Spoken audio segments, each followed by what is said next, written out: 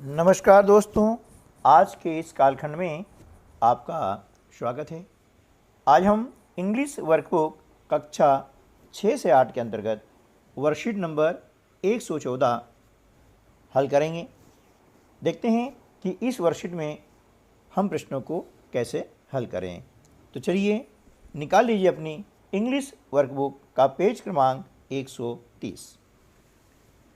Worksheet number 114। Read the poem and answer the questions. कविता को पढ़ें और प्रश्नों के उत्तर लिखें। कविता का जो टाइटल है वह है लिटिल नॉटी नंदी, छोटी नटखट नंदी। ठीक है ना। Little naughty Nandi has fever on Monday, है ना। छोटी नटखट नंदी को सोमवार क्या हुआ, बुखार आ गई। हैज़ कोल्ड ऑन ट्यूसडे, मंगलवार को सर्दी हुई। हैज़ कफ ऑन वेंसडे, बुधवार को खांसी हुई। हैज़ हेडेक ऑन थर्सडे, गुरुवार को सिरदर्द हुआ। हैज़ टूटेक ऑन फ्राइडे, शुक्रवार को दांत दर्द हुआ। हैज़ बेकेक ऑन सैटरडे, शनिवार को पीठ दर्द हुआ। But ready for school on Sunday, लेकिन रविवार के दिन वह स्कूल जाने के लिए तैयार हो गई। लिटिल नॉटी नंदी, छोटी नटखट नंदी। ये आपने कविता पढ़ी। अब इस कविता के आधार पर नीचे आपको मैच करने के लिए दिया गया है। क्वेश्चन है now match words under A with the words under B and write. सही जोड़ी बनाकर लिखें। एक आपको दिया गया एग्जाम्पल, जैसे टूथे कब हुआ था, फ्राइडे हुआ था। तो टूथ एक को फ्राइडे से क्या किया, हमने मैच कर दिया। ठीक है ना। इसी प्रकार से आगे चलते हैं। बेकेक, अब बेकेक यानी पीठ दर्द कब हुआ था, सैटरडे। तो हमने क्या किया, ये सैटरडे को इससे मैच कर दिया। ठीक है ना। कफ, कफ कब हुआ था, वेडनेसडे को। तो हमने कफ से वेडनेसडे को मैच कर दिया। कोल्ड, कोल्ड कब हुआ था, ट्यूसडे को। ये हमने ट्यूसडे से मैच कर दिया। हेडेक, हेडेक कब हुआ, थर्सडे। तो हेडेक को हमने थर्सडे से मैच कर दिया। फीवर कब हुआ, मंडे को। तो मंडे से हमने इसको मैच कर दिया फीवर को। रेडी फॉर स्कूल, स्कूल के लिए तैयार कब हुई, संडे। तो इसको हमने संडे से मैच कर दिया। इस प्रकार से यानी जो कविता में जो आपने पढ़ा उसके आधार पर हमने ये मैच कर दिया है। अब अगला जो एग्जाम्पल है वह यह है कि इसे हमें जो मैच किया हुआ है इसे यहाँ पर लिखना है। ठीक है ना। जैसे टूथेक कब हुआ था, फ्राइडे हुआ था, ये हम लिख दिया। फिर हम चलते हैं बैक एक, है ना, यानी पीठ दर्द कब हुआ था, सैटरडे। ये हमने लिखा सैटरडे। ठीक है ना। उसके बाद में कफ, कफ कब हुआ था, वेडनेसडे। ये हमने लिख दिया यहाँ पर वेडनेसडे। जो हमने मैच किया है उसको यहाँ पर सही जोड़ी के रूप में लिख देंगे। कोल्ड, कोल्ड हुआ था ट्यूसडे को। ये हमने लिख दिया यहाँ पे ट्यूसडे। हेडेक यानी सिर दर्द, है ना, ये हेडेक क्या हुआ था, थर्सडे को।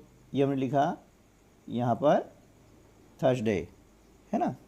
फीवर, फीवर कब हुआ था, मंडे को। ये हमने लिखा मंडे।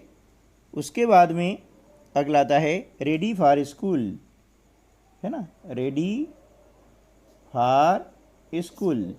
ये कब हुआ, संडे को। हमने ये लिख दिया संडे। ठीक है ना। इस प्रकार से ये हमने लिखा है। अब क्या है, अगला जो क्वेश्चन है वो ये है नाउ राइट कंप्लीट सेंटेंसेस। अब वाक्य उदाहरण के अनुसार लिखें, यानी पूरे वाक्य आपको लिखना है ना। जैसे एग्जाम्पल दिया गया है कि Nandi has toothache on Friday, Nandi को जो है शुक्रवार के दिन दांत दर्द हुआ। ठीक है ना, दांत दर्द कब था? वो फ्राइडे को। इसी प्रकार से आगे हम लिखते हैं कि नंदी हैज़, है ना, नंदी नाम है इसलिए नाम का पहला अक्षर आता है कैपिटल। तो Nandi has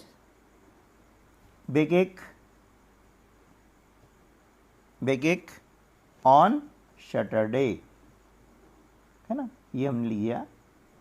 Nandi has baked cake on Saturday. ठीक है ना, शनिवार दिन नंदी को पीठ दर्द हुआ। ठीक है ना। चलिए नेक्स्ट अपन चलते हैं, अगला वो ये है सेंटेंस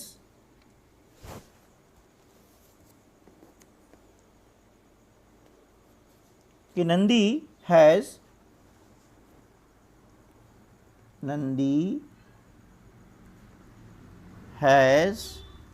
कफ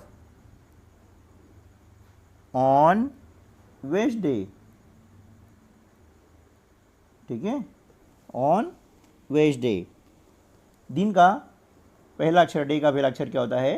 कैपिटल, है ना, ये हमने लिखा है यहाँ पर कैपिटल।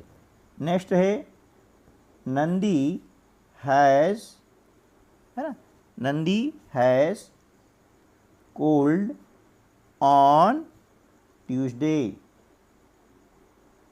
ठीक है। चलिए नेक्स्ट है नंदी हैज़, है ना, Nandi has headache on Thursday. ठीक है, ये हो गया। नेक्स्ट है Nandi has fever on Monday. और लास्ट है नंदी, है ना, is ready for school on Sunday. ठीक है, इस प्रकार से हुआ है। चलिए अब हम अगली वर्कशीट भी कर लेते हैं। वर्कशीट नंबर जो है आती है 115। यहाँ पर है read the story and answer the questions. कहानी को पढ़ें और प्रश्नों के उत्तर लिखें। ये आप देख रहे हैं चित्र, एक ये पॉन्ड का चित्र है, तालाब का चित्र है, इसके अंदर फ्रॉग है ना, और फिशेस है। ठीक है ना, इसी पर आधारित एक जो स्टोरी है वह स्टोरी हम पढ़ लेते हैं और उसके बाद में फिर उसके जो आंसर है वो हमें देने हैं। A frog lived in a pond, है ना, एक मेंढक तालाब में रहती थी। इट वाज बिग, वह बड़ी थी। No other frog in the pond was as big as it was. कोई भी फ्रॉग उसके समान तालाब के अंदर बड़ी नहीं थी जैसे कि वह थी। इससे क्या हुआ? दिस मेड इट प्राउड, इससे उसको घमंड हो गया। Most of the time in summer, है ना, गर्मी के समय, अधिकांश समय, इट लिव्ड इनसाइड वाटर, वह पानी के अंदर रहती थी। But most of the time in winter, लेकिन शीत ऋतु में, यानी ठंड के दिनों में अधिकांश समय वह इट लिव्ड ऑन लैंड, वह जमीन पर रहती थी। व्हेन इट वाज विंटर, है ना, जब ठंड थी, it felt sad for the fishes, वह क्या हुआ? मछलियों के लिए चिंतित होने लगी। They had to live inside water in summer and winter, है ना, वे क्या करती थी? पानी के अंदर रहती थी, और कब? गर्मी में और विंटर में। It felt proud as well, इससे क्या हुआ? उसे जो है प्राउड हो गया, घमंड हो गया। It can live bath in water and on land, वह क्या है? ज़मीन पर भी और पानी में भी दोनों जगह रह सकती है। व्हेन ऑन लैंड, जब वह ज़मीन पर होती, it felt sad for other animals, तो दूसरे एनिमल्स के लिए वह चिंतित रहती है। They could not live in water, क्यों? कि वे पानी में नहीं रह सकते हैं। It made him more proud, है ना, it made him more proud, इससे क्या हुआ, उसे और अधिक घमंड हो गया। ठीक है, ये क्या हुआ, एक आपकी जो है स्टोरी है। अब स्टोरी के आधार पर दिए गए हैं प्रश्न और हमें उनके उत्तर देने हैं। पहला क्वेश्चन है where did the frog live, है ना, फ्रॉग कहाँ रहती थी, है ना, मेंढक कहाँ रहती थी। देखिए यहाँ पर है a frog lived in a pond, लेकिन यहाँ द लिखा हुआ है तो हम ये लिखेंगे द फ्रॉग, ये हमने लिखा है द फ्रॉग, है ना, द फ्रॉग, FROG फ्रॉग। अब देखिए यहाँ प्रश्न में डिड है ना, इसलिए जो ये वर्ब आई है ये फर्स्ट फॉर्म है तो इसको हम लिखेंगे सेकंड फॉर्म में, क्योंकि क्वेश्चन के अंदर डिड है। ठीक है ना, तो यहाँ हो जाएगा लिव का लिव्ड, ये लिव का सेकंड फॉर्म है लिव्ड, तो क्या हो जाएगा the frog lived in a pond, इस प्रकार से। ठीक है ना, the frog lived in a pond. ध्यान रखना है जबकि क्वेश्चन में डिड आता है इसके बाद जो वर्ब आएगी इसको हमें लिखना होगा आंसर में सेकंड फॉर्म में, ये आपको ध्यान रखना है। ठीक है ना, चलिए नेक्स्ट लेते हैं। व्हाट मेड हिम प्राउड, है ना, व्हाट मेड हिम प्राउड, उसे जो है घमंडी कैसे बनी या किसने बनाया, क्या कारण रहा घमंड होने का।